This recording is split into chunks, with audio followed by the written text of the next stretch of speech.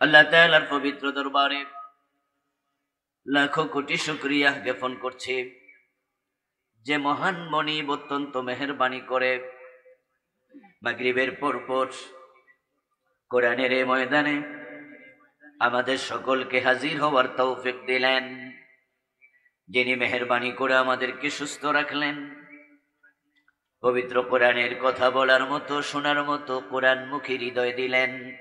এই সব নিয়ামতের মালিককে। সেজন্য আমরা আলোচনা শুরুতে মন প্রাণ উজাড় করে অন্তরের সবটুকুন শ্রদ্ধা এবং ভালোবাসা দিয়ে আমাদের মনিব আল্লাহ তাআলাকে শুকরিয়া জানাই, কৃতজ্ঞতা জানাই। সবাই মিলে জোরে জোরে একবার কালিমাতুশ শুকর পড়ি, আলহামদুলিল্লাহ। দুরূদ ও সালাম প্রিয় নবী মুহাম্মদুর রাসূলুল্লাহ সাল্লাল্লাহু আলাইহি ওয়াসাল্লামের প্রতি, সাহাবায়ে কেরাম ও শুহাদায়ে জামেরা আলা ইল্লিয়িন আল্লাহ তাআলার কাছে কামনা করছি, বলুন আমিন। প্রিয় দিনী ভাইরা, আমি আপনাদের সম্মুখে পবিত্র কোরআন মাজিদ থেকে সূরাতুল ইসরায়ের প্রথম আয়াতে কারিমা তিলাওয়াত করেছি। প্রিয় নবীজি সাল্লাল্লাহু আলাইহি ওয়াসাল্লামের পবিত্র মুখ অনুসৃত একখানা ছোট্ট হাদিসে নববী পাঠ করেছি। আল্লাহ তাআলা তৌফিক দান করলে এখান থেকে কিছু কথা বলবো ইনশাআল্লাহ। ইসরা শব্দের অর্থ হলো রাত্রিকালীন সফর। আমাদের দেশের মানুষ যেটাকে মেরাজ হিসাবে সবচেয়ে বেশি চিনে। আমরা জানি ঐতিহাসিকদের গ্রহণযোগ্য মতামত মতে এই মাস রজব মাস, আজকে 24 তারিখ, আরবি রজব মাসের 26 তারিখ দিবাগত রাতে আল্লাহ তাআলা প্রিয় নবীকে আকাশে তুলে নিয়েছিলেন সশরীরে, জীবিত অবস্থায়। দেখিয়েছেন তার মালাকুত, দেখিয়েছেন তার জাবারুত, সফর করিয়েছেন সিদরাতুল মুনতাহা, সফর করিয়েছেন শরীফে আকলামের স্থান। প্রিয় নবীকে এই রাতে আল্লাহ তাআলা সশরীরে জান্নাত দেখাইছেন, জীবিত। তিনি জাহান্নামও দেখেছেন। আল্লাহর সান্নিধ্যে প্রিয় নবী সাল্লাল্লাহু আলাইহি ওয়াসাল্লাম মেরাজ সম্পাদন করলেন। আল্লাহ তাআলা চান এই মেরাজ নামক, ইসরা নামক ঘটনাটি মানুষের কাছে চিরজাগরুক থাকুক, আলোচিত থাকুক। তাই সেই সফরকে কেন্দ্র করে তিনি কোরআনের একটা সূরার নাম রেখেছেন সূরাতুল ইসরা, যে সূরার অপর নাম সূরা বানী ইসরাঈল। আমি ওই সূরার প্রথম আয়াত পড়লাম। আমার প্রিয় ভাইয়েরা, রাসূলুল্লাহ সাল্লাল্লাহু আলাইহি ওয়াসাল্লামের জীবনে ঘটে যাওয়া যত বিস্ময়কর ঘটনা আছে, মুজিজা আছে, তার মাঝে মেরাজ অন্যতম শ্রেষ্ঠতম মুজিজা। তাই যখনই এই মাস আসবে, এই মেরাজকে নিয়ে মুসলমান আলাদা করে বিশেষ আলোচনা করবে, করা উচিত। আর বর্তমানে বিজ্ঞানের যুগ চলছে, দিন দিন মহাকাশ বিজ্ঞানীরা আকাশ নিয়ে নতুন নতুন তথ্য আমাদের সামনে দিচ্ছে। বর্তমানের স্কুল কলেজ পড়ুয়া যুবকেরা বিজ্ঞান মনস্ক যুবক হিসাবে বেড়ে উঠছে। আর মেরাজ নামক পুরা ঘটনাটাই ঘটেছে মহাকাশে। আর আজকের বর্তমান সমাজে সবচেয়ে উৎকর্ষতা চলছে মহাকাশ বিজ্ঞানের। তো মেরাজ যেহেতু আকাশে ঘটেছে, এখন সে আকাশ বিজ্ঞানীরা যদি মেরাজ অস্বীকার করে এবং তারাই যদি বলে বসে কোনো মানুষের পক্ষে আকাশ ভ্রমণ অসম্ভব তৎকালীন যুগে, এবং আমরা দাবি করছি রাসূলের মেরাজ হয়েছে সপ্তম আকাশের উপরে, আর বিজ্ঞানীরা যদি বলে অসম্ভব, মানুষ আকাশ ফাড়ি দিতে পারবে না এই এই এই এই কারণে, এবং তারা তাদের লজিকগুলো যথাযথ যুক্তির আলোকে উপস্থাপন করে, তাহলে বর্তমান বিজ্ঞান মনস্ক আধুনিক যুবকেরা মেরাজের ব্যাপারে কনফিউজ হওয়ার সম্ভাবনাও আছে। আর যদি শয়তান নাস্তিকদের কাঁধে ভর করে ওই আধুনিক বিজ্ঞান মনস্ক যুবকদের মেরাজ থেকে ঈমান সরাইয়া দিতে পারে, আর তারা নাস্তিক বিজ্ঞানীদের যুক্তির খপ্পরে পড়ে মেরাজ অস্বীকার করে, ঈমান থাকবে না, চলে যাবে। কি মনে হয়? নিশ্চয় ঈমান চলে যাবে। কাফের বানিয়ে দেওয়ার জন্য আল্লাহর পুরা কোরআন অস্বীকার করা লাগবে না। শয়তান আপনার কাছে এসে বলবে না তুমি মূর্তি পূজা করে মুশরিক হও, কারণ শয়তান আপনাকে স্টাডি করেছে, করে শয়তান অতটুকু কমপক্ষে বুঝে নিয়েছে বাংলাদেশের মুসলিমগুলোকে মূর্তি পূজক বানানো সহজ নয়।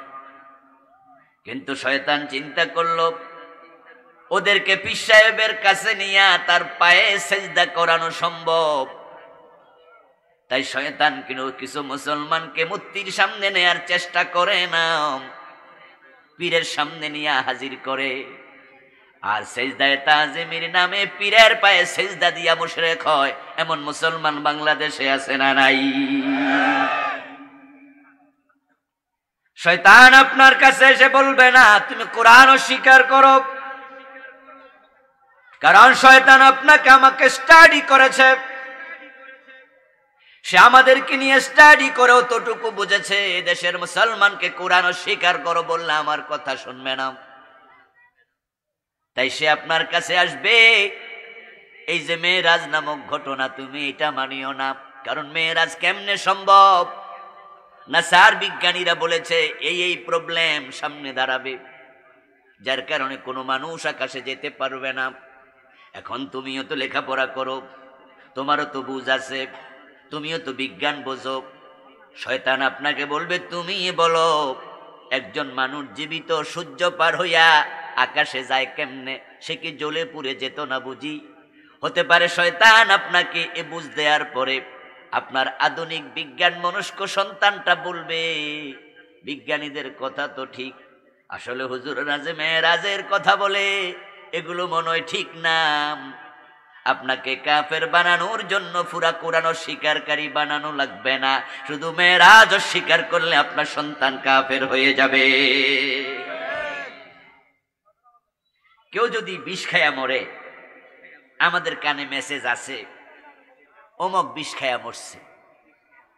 আচ্ছা, কেউ বিষ খায়া মরছে শুনলে কি শ্রোতা কখনো কল্পনা করে মনে মনে সে নিশ্চিত 1 মণ বিষ খাইছে? আধা মণ, 2 কেজি, হাফ কেজি? বরং আমরা শুনে বুঝি 2-4 ফোঁটা খাইছে আর কি। বিষের মতো বিষ যদি 1 ফোঁটা খায় তাও তো মানুষ মরে যায়। হয়তো এটুকু একটা বোতল ছিল, এটা পুরাটা খাইয়ে ফেলছে, অথবা অর্ধেক খাইছে, মরে গেছে। কাফের হওয়ার জন্য হিন্দুর মতো, বৌদ্ধের মতো, ইহুদি খ্রিস্টানের মতো কোরআন মানি না, এটা বলা দরকার নাই।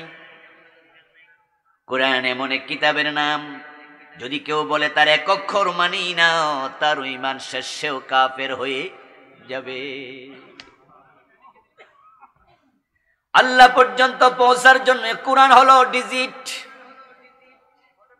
কোরআনের একটা অক্ষর ঈমানের অংশ। যেমন আমরা গ্রামীণ ফোনে সিম থেকে যখন আমরা অন্য কোনো মোবাইলে আমরা কল করি, তখন গ্রামীণ ফোন কোম্পানি আমাদেরকে 11টা 12টা 10টা ডিজিট দিছে। বর্তমানে কয়টা ডিজিট বলছেন? 01716। তারপরে আবার আছে 6টা, 5 আর 6 কয়টা? 11। তাহলে 11টা ডিজিট দিছে। আপনার মোবাইল থেকে আপনি কল করবেন আমার কাছে, ওনার কাছে, গ্রামীণ ফোন আপনাকে 11টা ডিজিট দিল। আপনি 10টা দেওয়ার পরে একটা না দিয়া যদি বাটনে টিপ মারেন, কল যাবে তো? যারা কথা বোঝেন তারা জবাব দিয়েন, কল যাবে? ওরা দিছে কয় ডিজিট? 11। আপনি একটা কমালেন কেন? যদি বলেন হুজুর 10টা তো দিছি, অর্ধেকটা যাক না, কিছুটা কল হোক। আরে কথা পুরা যদি কইতে না পারি, 1-1.5 মিনিট কইয়া কাইটা যাক। আমরা বলবো দোস্ত 11 ডিজিট দিছে, একটা কম দিয়া কিয়ামত পর্যন্ত টিপলো কল যাবে না। আমার আল্লাহ কোরআন দিয়েছে, প্রতিটা অক্ষর হলো ডিজিট ইমান, একটা অক্ষর বাদ দিলে তোমার ইমান বাঁচবে না। কোরআনে যত মেসেজ আছে সব ইমান। আইয়াকুলু সামি'না ওয়া আতা'না, যারা মুমিন হতে চায় তারা কোরআন থেকে, সুন্নাহ থেকে, আল্লাহ এবং তার রাসূল যা বলবেন তারা মাথা পেতে নেবে। তারা শুধু বলবে শুনলাম আর মানলাম, শুনলাম আর মানলাম। মেরাজটাও ঠিক তাই। কিন্তু বিজ্ঞানের উৎকর্ষতার আজকের এই যুগে মহাকাশ বিজ্ঞানীরা তারা মেরাজ নিয়ে বিভিন্ন প্রশ্ন তুলছে। বিজ্ঞান মনস্ক মানুষের একটা দোষ আছে, যদিও বিজ্ঞান খুব জরুরি বিষয়। দোষটা হলো তারা সব কাজ অঙ্কের হিসাব মিলায়, তারপরে তারা মানে। আগে তারা সূত্রগুলো মিলায়, তারপরে মানতে চায়। এই ফ্যান সরাইছে কেন? দরকার কি? হিন্দু দিলে অসুবিধা কিছু? আমি তো ভালো এফেক্ট দিলাম। কোনো সমস্যা কেউ ফিল করছে? এই পন্ডিতি করো কেন? যাও, মনোযোগ নষ্ট করলাম। দেন দেন, বসে দেন। যা ছিল ভালোই ছিল, কথার গতি নষ্ট হয়ে গেল। জিকির করুন লা ইলাহা ইল্লাল্লাহ, লা ইলাহা ইল্লাল্লাহ, লা ইলাহা ইল্লাল্লাহ, লা ইলাহা ইল্লাল্লাহ মুহাম্মাদুর রাসূলুল্লাহ। আমার প্রিয় ভাই, বলছিলাম মেরাজ নিয়ে। আল্লাহর হাবিবের মেরাজ অকাট্য সত্য বিষয়, কিন্তু অঙ্কের হিসাব মিলাতে গেলে এটা কোনোদিন মিলবে না। কারণ মেরাজ হলো একটি মুজিজা, আর মুজিজা বলা হয় হিয়া যুহুরু আমরিন খারিকিন লিল আদাতি মিন মুদ্দাইন নবুওয়াহ। মুজিজা বলা হয় নবুয়তের দাবিদার এমন কোন আল্লাহর নবী থেকে এমন ঘটনা প্রকাশ পাবে যেটা সচরাচর অন্য কারো থেকে প্রকাশ পেতে পারে না, এবং এটা সচরাচর হবে না। যেমন প্রিয় নবীর আঙ্গুলের ইশারায় চাঁদ দুই টুকরো হয়েছে, এমন হাদিস আছে না নাই? আল্লাহ কোরআনও বলেছেন অনশাক্কাল কমর, চাঁদ দ্বিখণ্ডিত হয়ে গেছে। সেই বুখারীতে এসেছে, মক্কার কিছু কাফের প্রিয় নবীকে একদিন বলল, মুহাম্মদ ইবনে আব্দুল্লাহ, তুমি যদি নবী হও আমাদেরকে এমন কিছু দেখাও যেটা তোমার নবুয়তের পক্ষে প্রমাণ হয়ে দাঁড়াবে। আল্লাহ রাসূল বললেন, যদি কিছু দেখাতে পারি ঈমান আনবে? তারা বলল হ্যাঁ। আল্লাহর হাবিব আকাশের দিকে তাকিয়ে দেখেন পূর্ণিমার চাঁদ জ্বলজ্বল করে জ্বলছে। তিনি আঙ্গুল দিয়ে ইশারা করলেন, সাথে সাথে চাঁদ দুই টুকরো হয়ে জমিনের উপর আছড়ে পড়ছে। আল্লাহর হাবিব তাদেরকে বললেন, আশহিদু আশহিদু, তোমরা সাক্ষী থাকো, এই যে দেখো আকাশের চাঁদ দুই টুকরা হয়ে জমিনের উপর আছড়ে পড়ল। তারা জবাব দিল, তোমার জাদু আকাশ পর্যন্ত পৌঁছে গেছে, তুমি তো বড় জাদুকর হয়ে গেছো।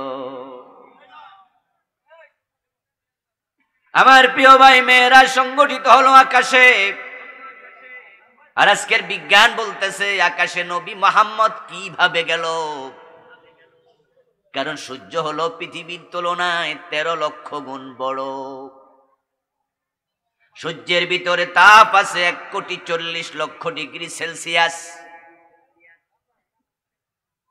আয়রন ফ্যাক্টরিতে লোহা গলিয়ে যখন রড বানায় তখন আগুনের উত্তাপ দেয়া হয় 1536 ডিগ্রি, 1550 ডিগ্রি। 1550 ডিগ্রি আগুনের তাপ দিলে লোহা গলে মোম হয়ে যায়। তারপরে গলিত মোমগুলো ওই লোহার অংশগুলো বিভিন্ন চাচের ভিতরে ঢোকে, 100টি 200টি 500টি রড তৈরি হয়।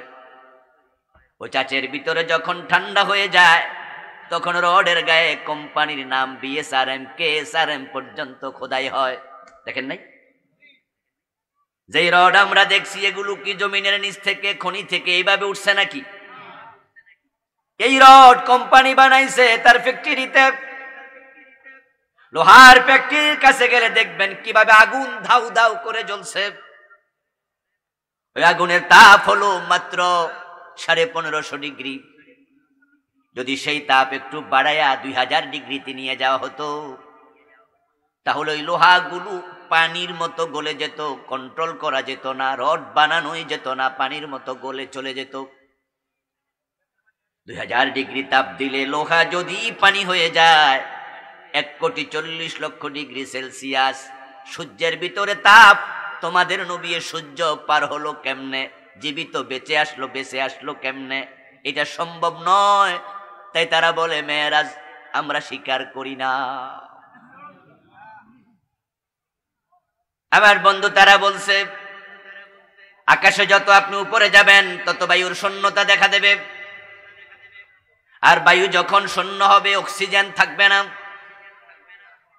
তো তোমাদের নবী আকাশে কিভাবে গেল? তখন তো অক্সিজেনের বোতল ছিল না। হিমালয় পর্বতের এভারেস্ট শৃঙ্গের উচ্চতা হলো মাত্র 29,000 ফিট। ওখানে যারা ওঠে তারাও পিঠের মাঝে অক্সিজেনের বোতল নেয়। যখনই তারা অক্সিজেন শূন্যতা ফিল করে তখন মাস্কটা মুখে লাগাইয়া ওই বোতলের অক্সিজেন নিজেরা গ্রহণ করে বেঁচে থাকে। যদি মাত্র 29,000 ফিট উপরে অক্সিজেনের বোতল নেয়া লাগে, তোমাদের নবী কোটি কোটি মাইল উপরে গেল। 1400 বছর আগে তো অক্সিজেনের বোতলটাও ছিল না, অক্সিজেন বোতল জাত করা হতো না। তিনি কেমনে গেল অক্সিজেন ছাড়া? আবার ফিরে আসলো কেমনে জীবিত? এগুলো অলিক কল্পনা, মেয়েরাজ আমরা মানি না। বিজ্ঞানীরা বলতেছে আকাশের মাঝে এমন কিছু নক্ষত্র আছে, গ্রহ নিহারিকা পুঞ্জ আছে, ছায়াপথ আছে, স্টার আছে, বাইনারি স্টার আছে, ক্লাস্টার আছে, কমেট আছে, ইভেন্ট হরাইজন আছে, ব্ল্যাক হোল আছে। তামাম আকাশ আল্লাহ তাআলা তারকারাজি দিয়ে ঢেকে রেখেছে। এমন তারকাও আছে যে তারকা সূর্যের চেয়ে কোটি গুণ বড়। সূর্য পৃথিবীর তুলনায় 13 লক্ষ গুণ বড়। কোটি কোটি তারকা হারায়া যায়, এমন ব্ল্যাক হোল আকাশে আছে কোটি কোটি। এখন তোমাদের নবী সব পার হয়ে আসমানে গেল কেমনে? এটা আমাদের বুঝে আসে না, অঙ্কে মিলে না। তাই তারা মেরাজ অস্বীকার করে বসে আছে। নিউটনের সূত্র, গ্র্যাভিটেশন ফোর্স, বিজ্ঞানী নিউটন আবিষ্কার করেছে পৃথিবীর মাঝে আছে মাধ্যাকর্ষণ শক্তি। স্থূল দেহ সম্পন্ন যেই কোনো বস্তু যখন উপরের দিকে যেতে চাইবে তখন তাকে মাধ্যাকর্ষণ শক্তি টেনে ধরে রাখবে। তো তোমাদের নবী তো একজন ভারী মানুষ, ওজন তো 60-65-70 কেজি ছিল, উপরে গেল কি দিয়ে? গ্র্যাভিটেশন ফোর্স ভেদ করতে হলো তো গতি লাগবে প্রতি সেকেন্ডে 8 মাইল কমপক্ষে। বিজ্ঞানের একটি শাখার নাম এসকেপ ভেলোসিটি। ওই শাখার বিজ্ঞানীরা বলেছেন মহাকাশে নবযান আমরা পাঠাবো। মাধ্যাকর্ষণ শক্তি ভেদ করে নবযান যদি মঙ্গল গ্রহে যেতে হয় তার গতি দিতে হবে ঘন্টায় কমপক্ষে 25,000 মাইল, প্রতি সেকেন্ডে 8 মাইল। তো তোমাদের নবী যেই যুগে মেরাজে গেছে তখন তো রকেট, হেলিকপ্টার, বিমান ছিল না। এই মাধ্যাকর্ষণ শক্তি ভেদ করে উঠলো কেমনে? যুক্তি নাই, হিসাব মিলে না, আমরা মেরাজ মানি না। এভাবে বিজ্ঞানীরা, তারা যারা নাস্তিক, অঙ্কের হিসাব মিলে বিশ্বাস করবে মেরাজ, তাদের সামনে ডজন ডজন সমস্যা দাঁড় হবে। আপনার সন্তানদের কাছে তারা উপস্থাপন করবে, আপনার বিজ্ঞান মনস্ক সন্তান বলবে তাদের কথা তো লজিক আছে, যুক্তি আছে। তাহলে হুজুর রাজ মেরাজের কথা বলে এগুলো মনে হয় ফাও কথা। যদি তার অন্তরে চিন্তাটা ঢোকে সে মেরাজ অস্বীকার করে, মোমেন থাকবে না বেঈমান হবে? এজন্য রজব মাস আসলে মেরাজ নিয়ে আলোচনা করতে হবে। বিজ্ঞানীদের যত সমস্যা সামনে আসবে যৌক্তিকভাবে সেগুলোর জবাব দিতে হবে। না হয় শুধুমাত্র আপনার ওয়াজ আমার ওয়াজ শুনেই আধুনিক পোলাপান সন্তুষ্ট নাও হতে পারে। ইসলাম হচ্ছে মানুষের জীবন ঘনিষ্ঠ একটি ধর্ম। ইসলামের যত বিধান আছে এমন কোন বিধান ইসলামে নাই যেটা যুক্তির খেলাফ। যেটা মানুষের জীবনের সাথে অসঙ্গতি রাখে। আমরা হয়তো জানি, হয়তো জানি না। কোনোটার গবেষণা আমরা করেছি, কোনোটার গবেষণা আমরা করি নাই। কিন্তু আমরা নাও জানলেও আমাদের বিশ্বাস করা উচিত কোরআন হাদিসে যত বিষয় আছে সব মানুষের জীবনের সাথে সঙ্গতিপূর্ণ এবং সব উপকারী। ইসলাম শব্দের যে অর্থগুলো আছে তার মাঝে একটা অর্থ হলো শান্তি, মূল অর্থ আত্মসমর্পণ, কিন্তু ইসলামের মাঝে শান্তি, আসলিম তাসলাম। প্রথম অংশটুকু হলো আত্মসমর্পণ করো, পরের অংশটুকু হলো শান্তিতে থাকো। একই মাদ্দা, আসলিম তাসলাম। এখানেও সিন লাম মিম আছে, তাসলামের মাঝে সিন লাম মিম আছে। ইসলামের যে অর্থগুলো তার মাঝে একটা হলো শান্তি। যদি ইসলামের বিধানের মাঝে মানুষের জীবনের সাথে অসঙ্গতি থাকে তাহলে কি শান্তি হবে না অশান্তি? এই জন্য ইসলামের প্রত্যেকটা বিধানের সাথে মানুষের জীবনের সঙ্গতি আছে। আল্লাহ রাবী বলেছে দাঁড়িয়ে প্রস্রাব করো না। আজকের চিকিৎসা বিজ্ঞান বলছে হ্যাঁ, যদি কেউ দাঁড়ায়া প্রস্রাব করে তার কিডনির মাঝে প্রেসার পড়ে, এবং কেউ দাঁড়িয়ে প্রস্রাব করলে প্রস্রাবটা ক্লিয়ার হতে সময় লাগে। আল্লাহর হাবিবের যুগে কিডনি কি, কিডনিতে কেমনে প্রেসার পড়ে, চিকিৎসা বিজ্ঞানের এই বিষয়ে গবেষণা হয় নাই। কিন্তু আজকের বিজ্ঞান বুঝাইয়া দিছে বসে প্রস্রাব করলে কিডনি নিরাপদ থাকে। তাহলে এই হাদিসের মাঝে মানুষের জীবনের সাথে সঙ্গতি আছে না নাই? আল্লাহর হাবিব বলছি যা শারাবা আহাদুকুমুল মা ফালা ইয়াতানাফাস ফিল ইনাম, তোমাদের কেউ যখন পানি পান করবে তখন গ্লাসের মাঝে নিঃশ্বাস ফেলো না। এজন্য এক নিঃশ্বাসে পানি পান করতে রাসূল নিষেধ করেছেন।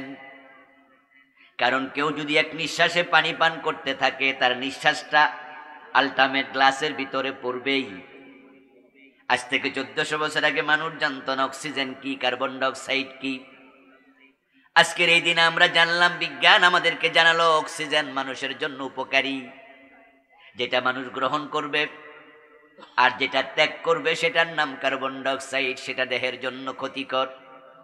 যেটা মানুষ ত্যাগ করলো, এখন পানির গ্লাসের মাঝে আপনি যদি পানি পান করেন তখন নিঃশ্বাস ফেললে সেটা আবার পানির মাধ্যমে পেটে চলে যেতে পারে। তাই রাসূল বলেছে গ্লাসের মাঝে নিঃশ্বাস ফেলো না। প্রতিটা আদেশের মাঝে যুক্তি, প্রতিটা আদেশের মাঝে মানুষের কল্যাণ আছে না নাই? এভাবে আপনি গবেষণা করুন ইসলাম নিয়ে, প্রতিটা বিধানের মাঝে জীবনের সাথে সঙ্গতি পাবেন, মানুষের জীবনের কল্যাণ পাবেন। এই জন্য ধর্মের নামই হলো ইসলাম। রাসূলুল্লাহ সাল্লাল্লাহু আলাইহি ওয়াসাল্লামের মেরাজ সত্য। এখন যত সমস্যা তারা দাঁড় করাবে সবার জবাব আছে। এই জবাবগুলো বছর একবার হলেও কমপক্ষে রজব মাসে তুলে ধরতে হবে। ভিডিওর মাধ্যমে নাস্তিকদের কাছে আমাদের তথ্যগুলো যাবে। আধুনিক বিজ্ঞান মনস্ক যুবকেরাও শুনবে। জবাব পাওয়ার পরে তখন তাদেরও বোধ তৈরি হবে আমার রাসূলের মেরাজ অসম্ভব না, এটাও আল্লাহর পক্ষে সম্ভব। আমার প্রিয় বন্ধুগণ, বিজ্ঞানীরা বলল আল্লাহর হাবিব সাল্লাল্লাহু আলাইহি ওয়াসাল্লাম কেমনে যাবে স্থূল দেহ নিয়ে আকাশে, অথচ তারাই তো আবার এসকেপ ভেলোসিটিতে তৈরি করলো তথ্য। ঘন্টায় 25,000 মাইল যদি গতি হয়, মধ্যাকর্ষণ শক্তি ভেদ করা সম্ভব হয়। এবার আপনারা আসুন রাসূলের মেরাজের দিকে। রাসূল যে মেরাজে গেলেন, যে বাহনটা আল্লাহ পাঠাইছেন সেটার নাম ছিল বুরাক।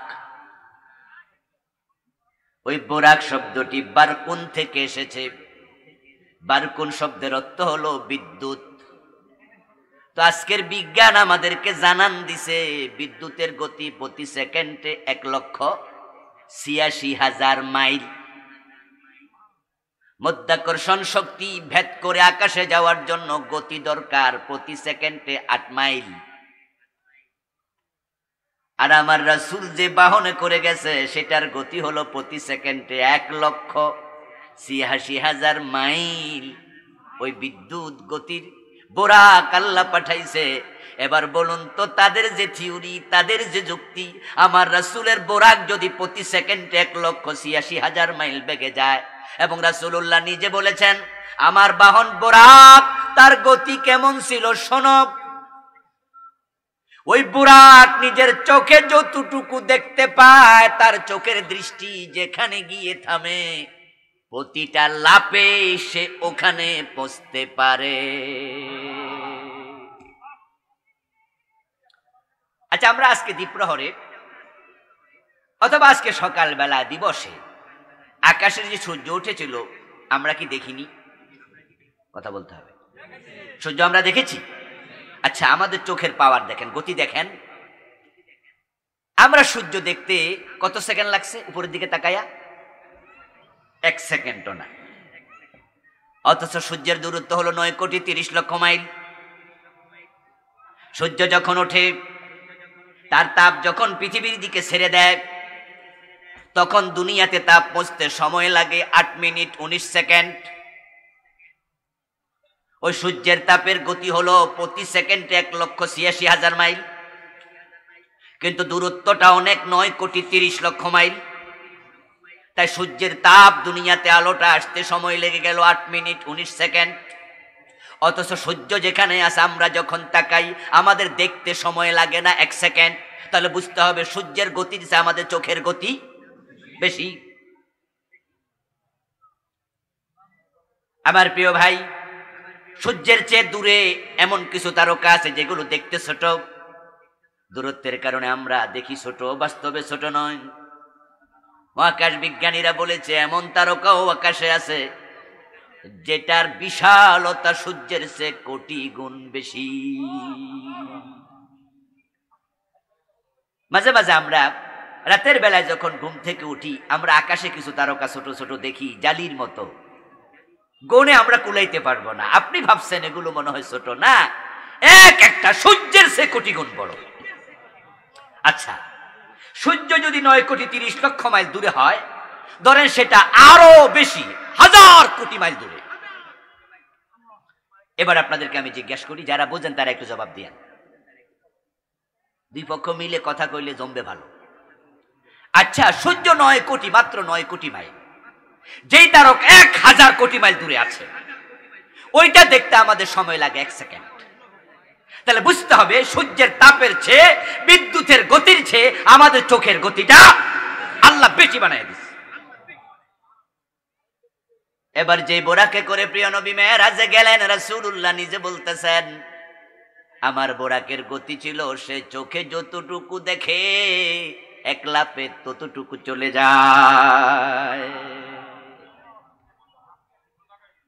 তো যদি সেকেন্ডে 8 মাইল গতি হলে মধ্যাকর্ষণ শক্তি ভেদ করা যায়, আমার রাসূলের বোরাক যখন রাসূলকে নিয়ে রওনা দিছে, এই মধ্যাকর্ষণ শক্তি কি রাসূলকে ধরে রাখতে পারবে? তাহলে আমরা প্রথমটার জবাব দিয়ে দিলাম, মধ্যাকর্ষণ শক্তি ভেদ করে বোরাক যাওয়ার ক্ষমতা বোরাকের আছে।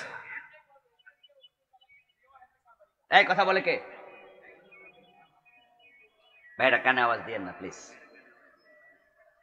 আমার বন্ধু বিজ্ঞানীরা প্রবলেম তৈরি করলো, আমাদের যুবকদেরকে কনফিউজ করতে চায় তারা।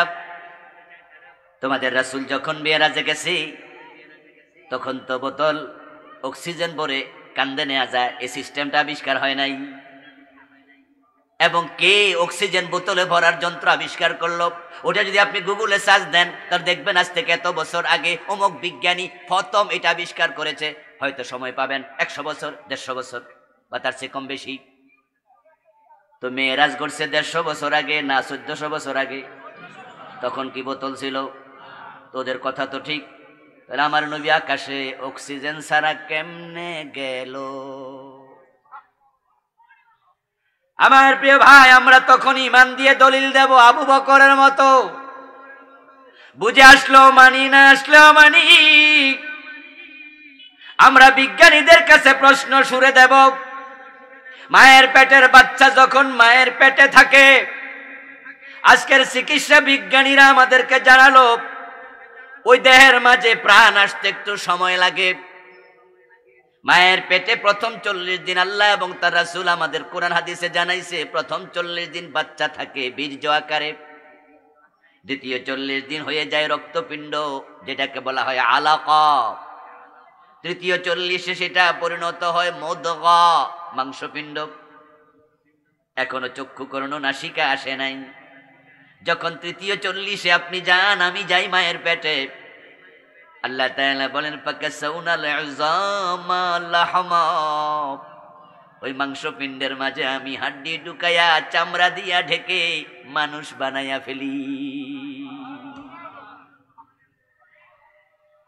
340-এ 120 দিন পার হওয়ার পর আপনি স্ট্রাকচারাল ডিজাইন পেলেন,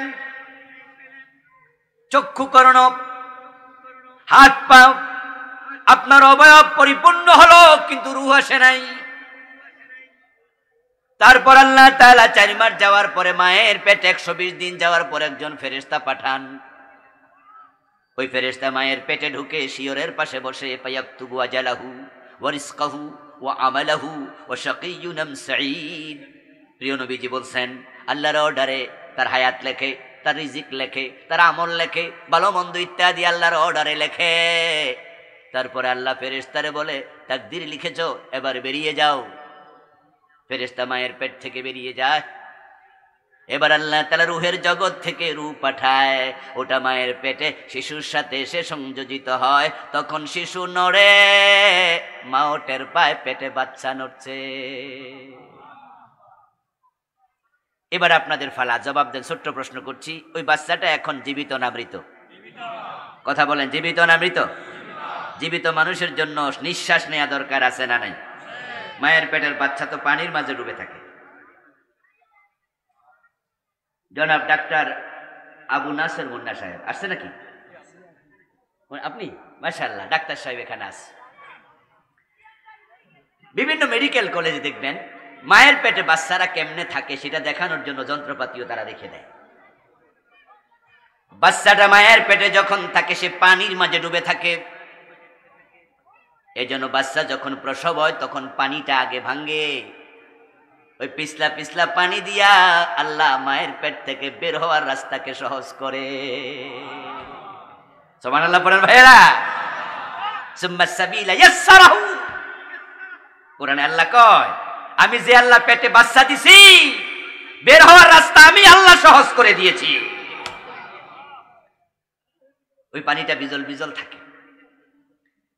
যখন বাস থেকে গর্ভবতী মা নামে, প্রাইভেট কার থেকে নামে, প্রাইভেট কারের তো উচ্চতা এতটুকু, ধরেন 1-1.5 বিগত, কিন্তু বাসের দরজার উচ্চতা মাটি থেকে তো মোটামুটি 1-1.5 হাত। মা যখন এক পা দেয়, আরেকটা পায়ে মায়ের উপরে থাকে, দ্বিতীয় পা যখন দেয় তখন কিন্তু একটা ধাক্কা লাগে। তখন পেটের বাচ্চা কষ্ট পায় না, কারণ আল্লাহ তাকে পানিতে চুবাইয়া রাখছে, সে ড্রাফিং করতে থাকে।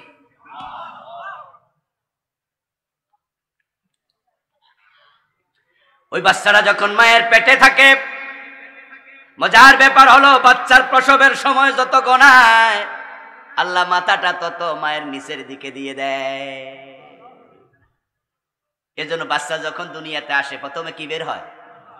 এই যারা জানেন বলেন হ্যাঁ, সুবহানাল্লাহ পড়েন। মাথা আল্লাহ নিচের দিকে দেয়, ইজি করে দেয়। যদি আগে আমাদের পা বের হতো, তাহলে পা ধরে টান মারলে কারো হাত সুস্থ বের হতো না, 2 হাত উল্টে যেত। আমার প্রিয় ভাই, মায়ের পেটে পানিতে যখন বাচ্চাটা ডুবে থাকে তখন পানির ভিতরে নিঃশ্বাসটা নিল কেমনে? আচ্ছা, আপনারা পানিতে ডুব দিয়ে কয় মিনিট থাকতে পারবেন? 1 মিনিট, 1.5 মিনিট, 2 মিনিট, 5 মিনিটের বেশি অক্সিজেন ছাড়া পানির নিচে থাকতে পারবেন না, আপনি মরে যাবেন। আমার দোস্ত, এখন এই বাচ্চাটা মায়ের পেটে জীবিত থাকে তো 5-6 মাস পর্যন্ত। নরমাল হচ্ছে 9 মাস 10 দিন। যদিও বাংলাদেশে গান বানাইছে 10 মাস 10 দিন, কিন্তু স্ট্যান্ডার্ড টাইম মেডিকেল সায়েন্স বলে 9 মাস 10 দিন। এই হিসাব করে যারা হাসপাতালে যায় তাদের ডেলিভারি ডেটটা ডাক্তাররা দেয়, তারপরে হিসাব করে বলে 10 days plus, 10 days minus, 7 days plus, 1 week plus, 1 week minus, 36 সপ্তাহ। এখন এই যে তারা 36 সপ্তাহ মায়ের পেটে থাকে, এখন সে তো 4 মাস পরে জীবিত থাকলো, তো আরো 5 মাস। এই 5 মাস নিঃশ্বাস পানির ভিতরে নিল কেমনে? ইউনূস আলাইহিস সালাম পানির ভিতরে, মাছের পেটের ভিতরে ছিলেন 40 দিন। পানির নিচে নিঃশ্বাস নিল কেমনে? যখন আপনি ডিম থেকে বাচ্চা ফুটবে, একদিন দুদিন আগে ওই ডিমটা কানের কাছে এনে দেখবেন বাচ্চার আওয়াজ শোনা যাচ্ছে। ওই মুরগির বাচ্চা একবারে ডিমের ভিতরে জীবিত থাকলো, তার নিঃশ্বাস পড়লো কেমনে? ছিদ্র কই? ইব্রাহিম আলাইহিস সালাম 40 দিন নমরুদের আগুনের ভিতরে ছিলেন, আগুনের ভিতরে অক্সিজেন গেল কেমনে? উত্তর হলো আমার রব সব পারে। যিনি মায়ের পেটের বাচ্চাকে 5-6 মাস পানির ভিতরে পারে অক্সিজেন ছাড়া বাঁচাইতে, ইউনূস নবীর মাছের পেটে 40 দিন বাঁচাইয়া রাখছে। হযরত ইব্রাহিমকে 40 দিন আগুনের ভিতরে বাঁচাইয়া রাখছে। ডিমের ভিতরে বাচ্চাকে আল্লাহ বাঁচাইয়া রাখে। মেরাজের রাতে আমার নবীকে অক্সিজেন ছাড়া 1 রাত বাঁচানোর ক্ষমতা আল্লাহর আছে না নাই?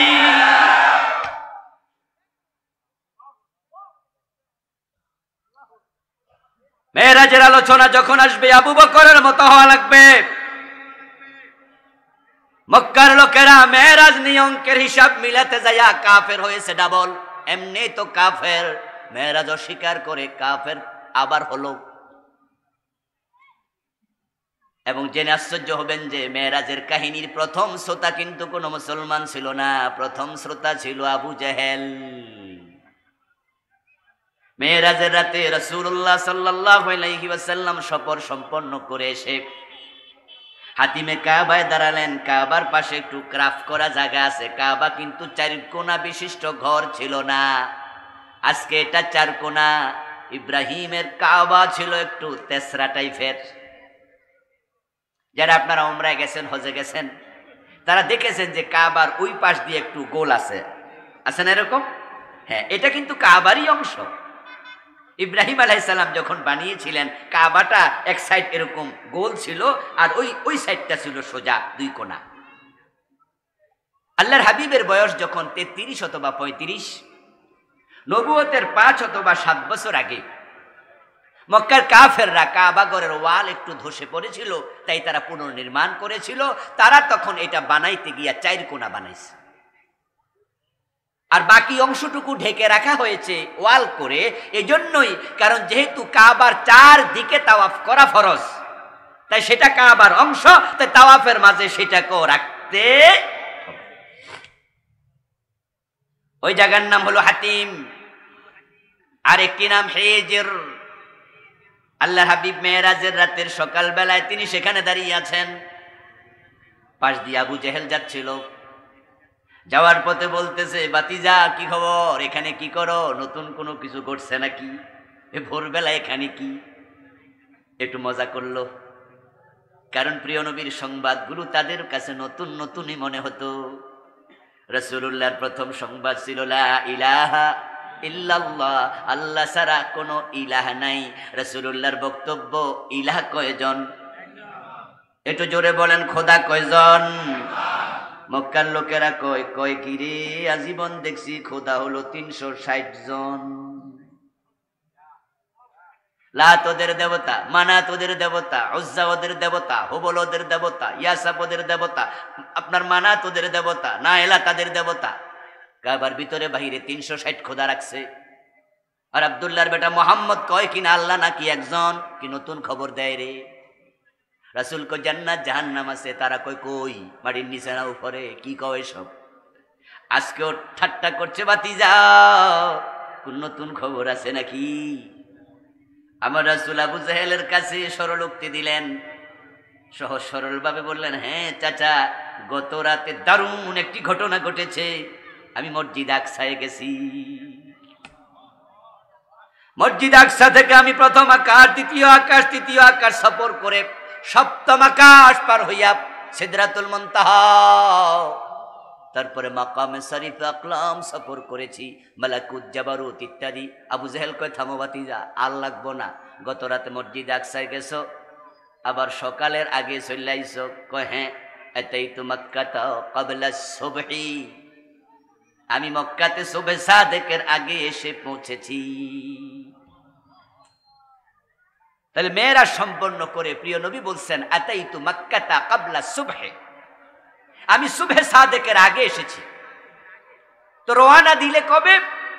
আল্লাহর হাবিব বলতেছে রওয়ানা দিয়েছি আমি প্রথম রাত্রিতে, সালাতুল আতামা পড়ে উম্মে হানির ঘরে একটু রেস্ট নিয়েছি, ওখানে জিবরিল এসে আমাকে নিয়ে গেছে। তখন তো আজকের মতো ইশারের নামাজটা ছিল না। 5 ওয়াক্ত নামাজ তো মেরাজে যাওয়ার পরে আল্লাহ ফরজ করছে। আল্লাহর হাবিব বলতেছেন ইশারের টাইম যখন হতো ওই টাইমে প্রিয় নবী 2 রাকাত নামাজ পড়ার একটা অভ্যাস তার ছিল, ওটার নাম ছিল সালাতুল আতামা। আমি ইশারের টাইমে 2 রাকাত সালাতুল আতামা পড়ে উম্মে হানি আমার চাচাতো বোন আলীর মেয়ে, তার ঘরে আমি বিশ্রামে গেলাম। আনা বাইনান নাউমি ওয়াল ইয়াকযা, আমার একবারে ঘুম চরম ভাবে ধরেনি, ঘুমে আমি বিভোর হইনি, তবে আমার চোখ বন্ধ, আমি সজাগ নই, মাঝামাঝি আছি। এর মাঝে আমি টের পাইলাম জিবরিল আমিন 2 ফেরেশতা নিয়ে এসেছে, আমাকে একবারে তুলে উম্মে হানির ঘর থেকে কাবার ঠিক যেখানে আমি এখন দাঁড়ায় আছি এই হাতিমের মাঝে শোয়াইছে। শোয়াইয়া আমার একবারে কণ্ঠনালী থেকে নাভি পর্যন্ত জিবরিল পুরাটা কেটে ফেলেছে। তারপরে আমার বুক থেকে আমার কলবটা বের করে স্বর্ণের একটা পাত্রে রেখে জমজমের পানি দিয়ে ভালো করে ধৌত করে আবার জাগা মতো রেখেছে। রাখার আগে দেখলাম 2 পাত্র এনেছে, এক পাত্রে ঈমান ভর্তি, আরেক পাত্রে হিকমত ভর্তি। 2টা পাত্র আমার কলবে ঢেলে দিয়েছে, তারপরে রেখে ফাতবাকাহু এভাবে হাত মুছে দিয়েছে। আমার বুক আবার জোড়া লেগে গেছে।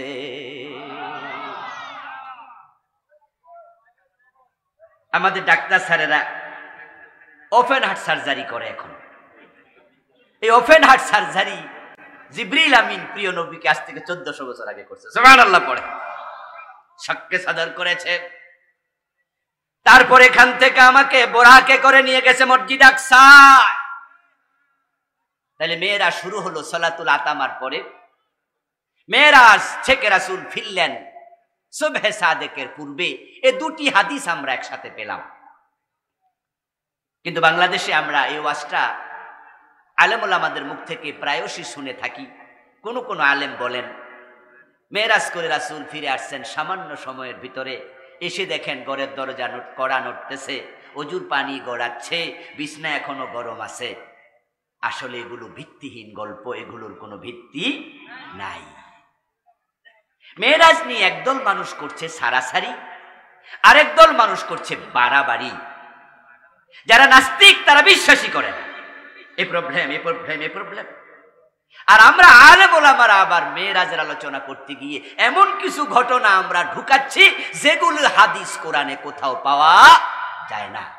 অথচ ইসলামের ব্যাপারে আপনার আইডিওলজি স্পষ্ট থাকা লাগবে। ইসলাম হচ্ছে এমন এক দ্বীনের নাম যেখানে কমানো বাড়ানো কোনোটার অধিকার আমাদের নাই।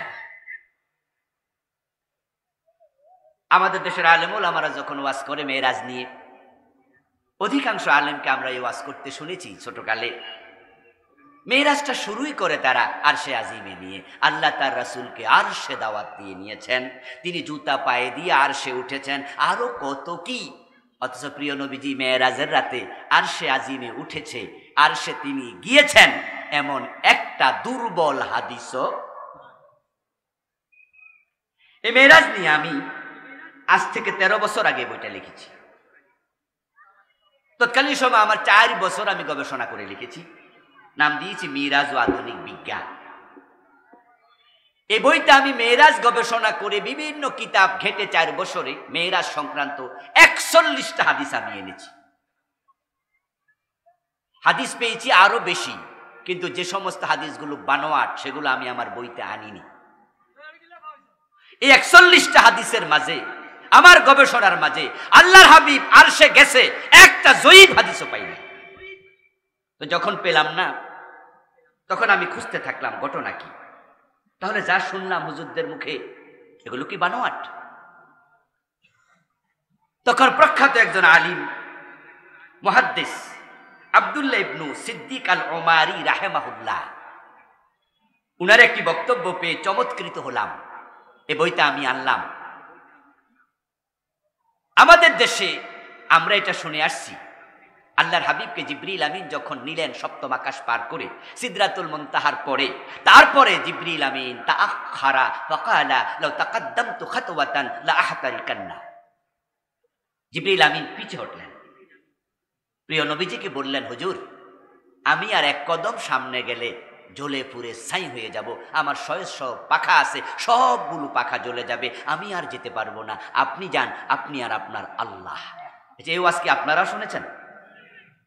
যারা শুনছেন তারা একটু বলুন তো, শুনেছেন? শুনেছেন। জিবরিল আমিন বললেন, আমি আর যেতে পারবো না, রাসূলুল্লাহ আরশে চলে গেলেন। ওয়াজ শুনলাম, তারপরে তিনি জুতা খোলার জন্য চাইলেন। আল্লাহ তাআলা তখন বলেন, হে নবী জুতা খুলবেন না, আমার আরশ আপনার জুতার ধুলার জন্য অপেক্ষা করছে। আর আমরা কত সুবহানাল্লাহ কইলাম, অথচ বইতে পরবর্তী মুহাদ্দিসদের বক্তব্য আমি তুলে ধরেছি। মুহাদ্দিসরা বলেন এমন কোন হাদিস আমরা খুঁজে পাই নাই, এগুলো বানোয়াট গল্প। আচ্ছা, জিবরিল আমিন পুড়ে যাবে সামনে গেলে এক কদম? তাহলে আল্লাহর কোরআনে যে আল্লাহ বলল, আল্লাযীনা ইয়াহমিলুনাল আরশা ওয়া মান হাওলাহু ইউসাব্বিহুনা বিহামদি রাব্বিহিম ওয়া তারাল মালায়েকাতা হাফিনা মিন হাওলিল আরশ ইউসাব্বিহুনা বিহামদি রাব্বিহিম ইয়াহমিলু আরশা রাব্বাকা ফাওকাহুম ইয়াওমা ইযিন সামানিয়া। আমি তিনটা আয়াত একসাথে শোনাই দিলাম, কারণ সময় তো কম। তিনটা আয়াতে আল্লাহ তাআলা একই মেসেজ দিলেন, ও নবী আমার আরশ আছে, 8 জন ফেরেশতার কান্দে, আমার ফেরেশতারা আমার আরশ কাঁধে নিয়ে আমি আল্লাহর তাসবিহ পড়তেছি। ওয়া তারাল মালায়েকাতা হাফিনা মিন হাওলিল আরশ। ও প্রিয় নবী আপনি লক্ষ্য করুন, শুনুন, জানুন, আরশের চারপাশে ফেরেশতারা গোল হইয়া দাঁড়াইয়া তাসবিহ পড়ছে। শুধুমাত্র কাঁধে যারা নিয়েছে তারাই আমার তাসবিহ পড়ে না, বরং চারপাশে গোল হইয়া দাঁড়াইয়া তাসবিহ পড়তেছে। ওই আয়াতের ব্যাখ্যায় তাফসীরের কিতাবে এসেছে, মিয়াতু সফফুহুম মিয়াতু ওয়াল, ওখানে কাতার সংখ্যা হলো 1 লক্ষ। ওয়ালা ইহসা আদাদুহুম ওয়া হুম মিনাল কাররুবিয়্যিন, এবং প্রতি কাতারে কত ফেরেশতা দাঁড়ায় আছে তার সংখ্যা কেউ জানে না, একমাত্র আল্লাহ জানে। তাদেরকে বলা হয় কাররুবিয়্যিন ফেরেশতা। এখন 8 জন কান্দে নিয়া খাড়াই রইল, কোটি কোটি ফেরেশতা চারপাশে আরশের দাঁড়ায়া তাসবিহ পড়তেছে, অথচ ফেরেশতাদের নেতা জিবরিল কয় আমি সামনে গেলে জ্বলে যাবো। এই লাখ লাখ ফেরেশতা জ্বলে না, কারণটা কি? আরশ কাঁধে আছে কয়জন ফেরেশতার? জবাব দেন, কয়জন? 8 জন। তারা কি জ্বলে পুড়ে গেছে? চারপাশে দাঁড়ায় আছে কত ফেরেশতা, তার সংখ্যা কি আমরা জানি? আচ্ছা, তারা কি কেউ জ্বলছে? তো জিবরিল কে সামনে গেলে আমি জ্বলে যাবো, কারণটা কি? হে না নেতা? এই জন্য যারা বলছে রাসূলুল্লাহ সাল্লাল্লাহু আলাইহি ওয়াসাল্লাম আরশে আজিমে গেলেন, তাদেরকে দলিল দিতে হবে, দলিলবিহীন কথা চলবে না। মেরাজের ব্যাপারে বাড়াবাড়িও করা যাবে না, সারাসারিও করা যাবে না।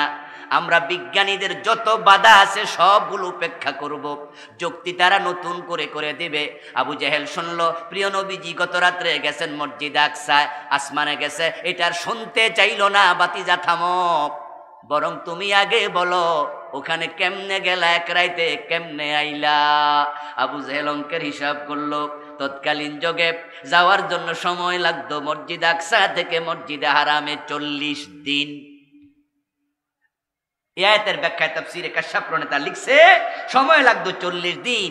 আর দূরত্ব আপনি গুগলে ঢোকেন, আকাশপথে দূরত্ব হচ্ছে মসজিদে হারাম থেকে মসজিদ আকসা 765 মাইল, 1232 কিলোমিটার।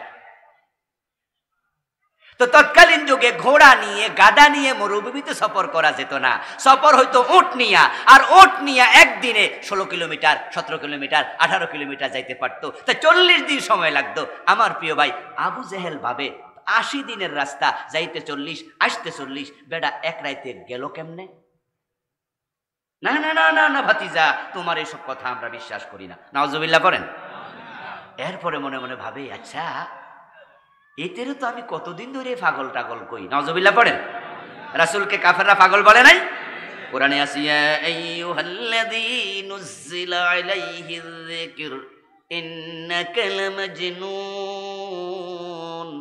মক্কার লোকেরা বলছে, ও আব্দুল্লাহর বেটা মুহাম্মদ সাল্লাল্লাহু আলাইহি ওয়াসাল্লাম, তুমি বলছো তোমার উপর কোরআন নাজিল হয়, আমরা দেখছি তুমি একজন বদ্ধ পাগল। আবু জাহেল ভাবতেছে, কতই তো পাগল কইলাম, কিন্তু পাবলিকেরও তো খাওয়াইতে পারি না। আজকে মোহাম্মদের মুখ দিয়া মেরাজের প্রসঙ্গে এমন কিছু কথা বের হচ্ছে যেটা যে শুনবে সে ভাববে বেড়ার মনে মাথাটা আর ঠিক নাই, 80 দিনের রাস্তা নাকি রাতে কাবার করে লাইছে। আচ্ছা ভাতিজা, আমি যদি কিছু মানুষ আহ্বান করে ডেকে আনি, তাদের সামনে কইতে পারবা? হে মনে মনে ভাবছে, কিছুক্ষণ পর আবার ভাতিজা অস্বীকার করে কিনা, কারণ যে যেমন অন্যরে মনে করে আলমারু ইয়াকিসু আলা নাফসি। ভালো মানুষ অন্যরে ভালো ভাবে, চোর অন্যকে চোর ভাবে, ডাকাত অন্যকে ডাকাত ভাবে, এটাই দুনিয়ার নিয়ম। এই জন্য যারা সরল মানুষ তারা কিন্তু ধোঁকা খায় একটু বেশি, কারণ সে সরল, তাই সে অন্যকেও মনে করে সরল। আর যে ফেসিল আলা মানুষ, দেখবেন যে হে বালা মানুষও ফেসা। আমার প্রিয় ভাই, আবু জাহেল ভাবছে মোহাম্মদ স্বীকার করে কিনা, তাই তিনি বললেন আমি সাক্ষী দ্বারা করাতে চাই। কিছু মানুষকে ডেকে আনলেন, তারাও শুনলো মেরাজের কথা শুনে, তারাও জানে যাইতে 40 দিন আইতে 40 দিন লাগে, তারাও হাততালি দিয়ে শুরু করলো অসম্ভব অসম্ভব। আবু জাহেল বলল তাড়াতাড়ি আবু বকরকে ডেকে আনো। একজন আবু বকরকে ডেকে আনলো। আবু বকর, তোমার নবী আজকে এমন সব কথা বলে যেগুলো শুনলে তুমিও অবাক হয়ে যাইবা, তার উপর যে আস্থা ছিল একবারে শেষ হয়ে যাবে। আবু বকর সিদ্দিক বলে, কি বলে কি বলে? কর মিয়া, নিজের কানে শোনো না, আমি অগ্রিম কইয়া এটার হালকা করতে চাই না। আবু বকর সিদ্দিক দৌড় মারলেন, এসে দেখেন কাবার হাতিমে রাসূলুল্লাহ দাঁড়িয়ে আছে, আবু জেহেল সহ একদল লোক দাঁড়িয়ে আছে। বিট ছেড়ে রাসূলুল্লাহ আবু বকর ঢুকলেন। আবু জেহেল কয়, সরো সরো, এর আগে জায়গা দাও, কারণ রাসূলের কথা সবচেয়ে সে মান্য করে। আর মনে মনে আবু জেহেল ভাবে আজকে এমন কাজ করবে, এমন কাজ করবে, যেই কাজ যেই কথা শুনে তারাও কাফের বলবে, নাউযুবিল্লাহ। সেও স্বীকার করবে, সেও আজকে কাফের, তাদের মতো হয়ে যাবে। আবু বকর সিদ্দিক সামনে আসলেন। সামনে এসে বিশ্বনবীকে বললেন, আসসালামু আলাইকা ইয়া রাসূলুল্লাহ, হে আল্লাহর নবী, কাদাল তামাস্তুকা ফি মাকানিকা আল্লাইলা ওয়ালাম আজিদকা। হে রাসূল, গত রাতে আপনি যে যে জায়গায় থাকেন আমি অনেক খুঁজেছি আমার একটা প্রয়োজনে, কিন্তু রাতের বেলা আপনারে মক্কায় খুঁজে পাইলাম না। আগে বলেন তো কালকে রাতে ছিলেন কোথায়? আইনা কাদাল তামাস্তুকা ফি মাকানিকা লা আজিদকা। আবু জাহেল তো তাকাচ্ছে আশ্চর্য হইয়া, কিরে ভাতিজা মোহাম্মদ আমার কাছে কইলো হে গত রাতে মক্কায় ছিল না। আবার আবু বকর আইয়াই প্রথম প্রশ্ন করে রাত্রে ছিলেন কই? তো দুজনের কথা তো মিলা যাইতাছে, হেরা আনলাম কি লেগা, ঘুরতাছে কি? আল্লাহর হাবিব জবাব দেয়, আবু বকর, গত রাতে তুমি আমাকে কোথায় খুঁজে পাবে? খুঁজে তো পাবে না। সুবহানাল্লাযী আসরা বিআবদিহি লাইলাম মিনাল মসজিদিল হারামি ইলাল মসজিদিল আকসা। আওয়াজ দিয়ে বলেন সুবহানাল্লাহ।